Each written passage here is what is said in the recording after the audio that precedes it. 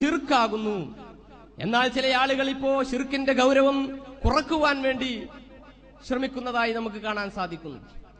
ഈ വേദിയിൽ ഇരിക്കുന്ന ഒരാൾ തന്നെ എഴുതിയ ഒരു ലേഖനത്തിൽ പറയുന്നത് എന്താ? അമുസ്ലിമായ ഒരാൾ ശിർക്ക് ചെയ്താൽ അയാൾ ഷഹാദത്ത് ചൊല്ലി ഇസ്ലാമിലേക്ക് കടന്നു വരണം, എങ്കിൽ മാത്രമേ അയാളുടെ ആ പാപം അത് പൊറുക്കപ്പെടുകയുള്ളൂ. എന്നാൽ മുസ്ലിമായ ഒരാൾ ശിർക്ക് ചെയ്താലോ? മുസ്ലിമായ ഒരാൾ ശിർക്ക് ചെയ്താൽ അള്ളാഹുലേക്ക് ഖേദിച്ചു മടങ്ങിയാൽ മതി, ഷഹാദത്ത് ചൊല്ലി ഇസ്ലാമിലേക്ക് വീണ്ടും പ്രവേശിക്കേണ്ടതില്ല എന്ന് ധ്വനിപ്പിക്കുന്ന രൂപത്തിൽ അദ്ദേഹം വ്യക്തമായി എഴുതുകയുണ്ടായി. യഥാർത്ഥത്തിൽ ശിർക്ക് എന്ന് പറഞ്ഞാൽ ഇസ്ലാമിൽ നിന്ന് പുറത്തു പോകുന്ന ഒരു കാര്യമാണ്. അത് ചെയ്താൽ വീണ്ടും അഷ്ഹദു അല്ലാ ഇലാഹ ഇല്ലല്ലാഹ് വ അന്ന മുഹമ്മദ് റസൂലുള്ളാഹി എന്ന് പറഞ്ഞ് ഇസ്ലാമിലേക്ക് തിരിച്ചു വരേണ്ടതാണ് എന്നാണല്ലോ നാം പഠിച്ചിട്ടുള്ളത്. ഇത്രയും ഗൗരവം കൂടിയ ശിർക്കിനെ ലാഘവവൽക്കരിച്ചുകൊണ്ട് എന്തും ഏതും ശിർക്കായി ചിത്രീകരിക്കുന്ന ഒരു സ്വഭാവം മുസ്ലിമീങ്ങളിലെ മുഖ്യധാര മുഴുവനും മുശ്രിക്കുകളാണെന്നും, ലോകത്ത് ഹജ്ജിന് വരുന്ന ആളുകൾ അതിൽ 5 ലക്ഷം മാത്രമേ മുസ്ലിമികളായിട്ടുള്ളൂ, ബാക്കിയുള്ളതെല്ലാം അബൂജഹലിന്റെ ആളുകളാണെന്ന് പറയാൻ പോലും ചില ആളുകൾ ശ്രമം നടത്തുകയുണ്ടായി. ഹബീബായ റസൂലുള്ളാഹി സ്വല്ലല്ലാഹു അലൈഹി വസല്ലമ തങ്ങൾ എന്താണ് പറഞ്ഞതെന്നോ? വഇന്നി വല്ലാഹി ലാ അഖാഫു അലൈക്കും അൻ തുശ്രികൂ ബഅദി. ഇമാം ബുഖാരി ധാരാളം സ്ഥലങ്ങളിൽ ഉദ്ധരിച്ച ഹദീസാണ്. അല്ലാഹുവാണ് സത്യം, നിങ്ങളുടെ മേൽ ഞാൻ ശിർക്ക് ചെയ്യുമെന്നല്ല ഭയപ്പെടുന്നത്. വ്യാപകമായ ഈ ശിർക്ക് ഈ സമൂഹത്തിൽ നിലനിൽക്കുകയില്ല എന്നാണ് ഹബീബ് റസൂലുള്ളാഹി സ്വല്ലല്ലാഹു അലൈഹി വസല്ലമ തങ്ങൾ ഈ ഹദീസിലൂടെ പഠിപ്പിക്കുന്നത്. ചില ആളുകൾ, ചില ഗോത്രങ്ങൾ ഒക്കെ ശിർക്ക് ചെയ്യുകയില്ല എന്നല്ല, വ്യാപകമായ ശിർക്ക്. ഇവിടെ ചില ആളുകൾ പ്രചരിപ്പിക്കപ്പെടുന്ന അനുസരിച്ച് മുസ്ലിംകൾ, ലോക മുസ്ലിമീങ്ങളിൽ ബഹുഭൂരിപക്ഷവും ശിർക്ക് ചെയ്യുന്ന കഠിന മുശ്രിക്കുകളാണ്. നോക്കൂ നിങ്ങൾ, എന്തുകൊണ്ടാണ് ഇവിടെ ഒരു സംവാദം നടത്തേണ്ടി വന്നത്? നമ്മുടെ ഉപ്പാപ്പമാർ അവർ ലാ ഇലാഹ ഇല്ലല്ലാഹ് എന്ന് പറഞ്ഞു ജീവിച്ചവരാണ്, അത് പഠിച്ച ആദർശമനുസരിച്ച് ജീവിച്ചവരാണ്, അവർ ബുർദ ചൊല്ലിയവരാണ്, അവർ മങ്കൂസ് മൗലിദ് ഓതിയവരാണ് എന്ന കാരണത്താൽ അവരെക്കുറിച്ച് അബൂജഹലിനെ പോലെയാണ് എന്നല്ല, അബൂജഹലിനേക്കാൾ കടുത്ത മുശ്രിക്കുകളാണ് എന്ന് എല്ലാ ദിവസവും എന്നോണം പ്രചാരണം നടത്തിക്കൊണ്ടിരിക്കുന്ന ഒരു ആദർശ ഭീകരത നമുക്ക് കാണാൻ സാധിക്കുന്നതാണ്.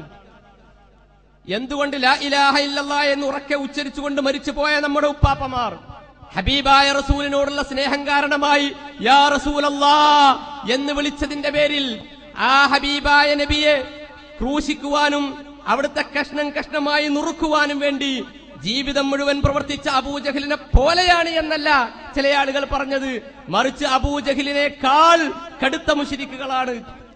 ഹബീബായ റസൂലുള്ളാഹി സ്വല്ലല്ലാഹു അലൈഹി വസല്ലമ തങ്ങൾ പഠിപ്പിച്ച ഒരു ഹദീസ് നിങ്ങളുടെ ശ്രദ്ധയിൽപ്പെടുത്തുകയാണ്. ഇന്നമാ അതഖവ്വഫു അലൈക്കും റജുലൻ ഖറഅൽ ഖുർആൻ.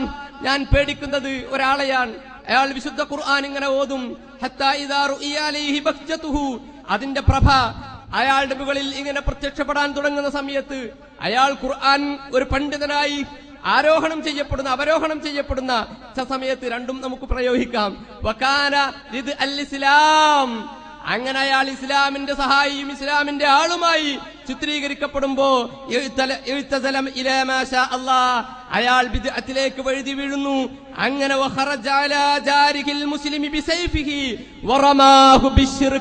തന്റെ സ്വന്തം സഹോദരനെ കുറിച്ച്, മുസ്ലിമായ സഹോദരനെ കുറിച്ച് ശിർക്കാരോപണത്തിന്റെ ഉമ്മാക്കിയുമായി അവൻ കടന്നു വരുന്നു.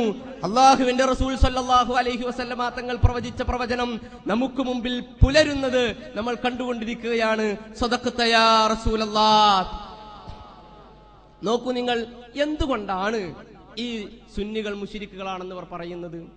അള്ളാഹു അല്ലാത്തവരോട് ദുആ ചെയ്യുന്നു, പ്രാർത്ഥിക്കുന്നു എന്നാണ് ഇതിന് കാരണമായി ഇവർ പറയുന്നത്.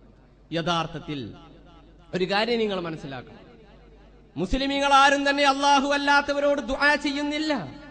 കാരണം വിശുദ്ധ ഖുർആൻ വളരെ വ്യക്തമായി പറഞ്ഞ ഒരു ആശയമാണ്, വഅന്നൽ മസാജിദ ലില്ലാഹി ഫലാ തദ്ഉ മഅല്ലാഹി അഹദാ. പള്ളികൾ അള്ളാഹുവിനുള്ളതാണ്, അതുകൊണ്ട് തന്നെ അള്ളാഹുവിന്റെ കൂടെ നിങ്ങൾ ആരോടും ദുആ ചെയ്യരുത്. വിശുദ്ധ ഖുർആന്റെ പ്രഖ്യാപനമല്ലേ?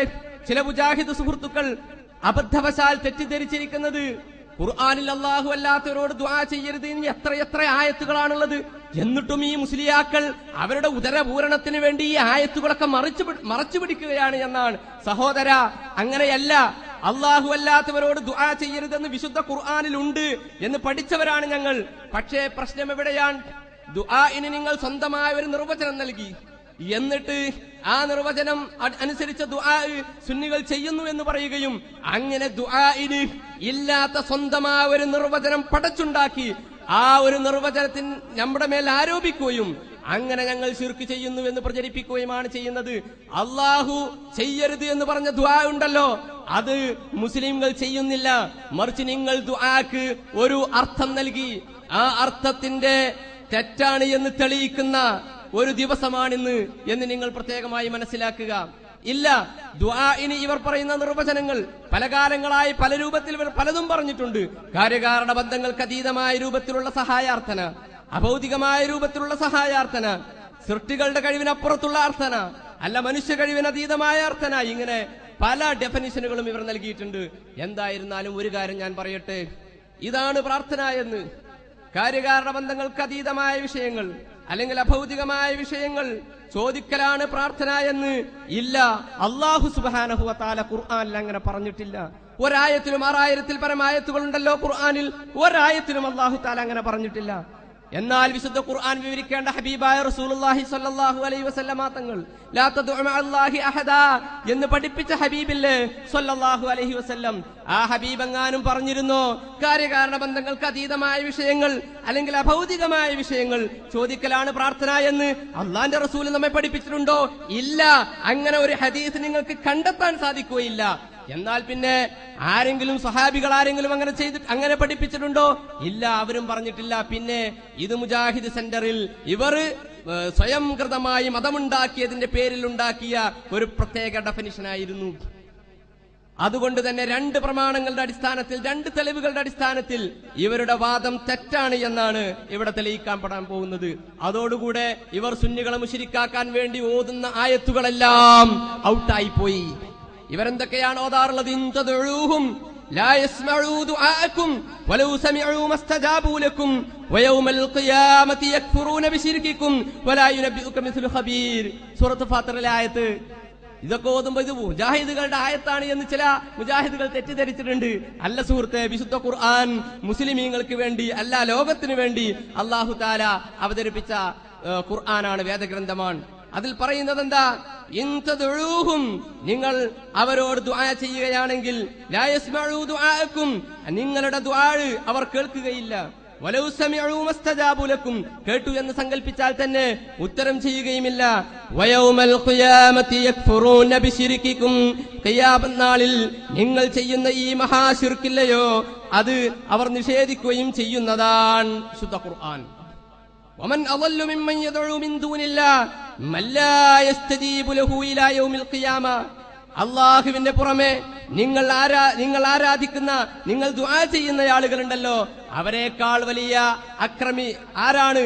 വമൻ അളല്ലു മിമ്മൻ യദഉ മിൻ ദൂനില്ലാഹ്, അല്ലാഹുവിന് പുറമെ നിങ്ങൾ ദുആ ചെയ്യുന്ന ആളുകൾ, അവൻ മൻ ലാ യസ്തജീബു ലഹു, ആരോടാണ് നിങ്ങൾ ദുആ ചെയ്യുന്നത്?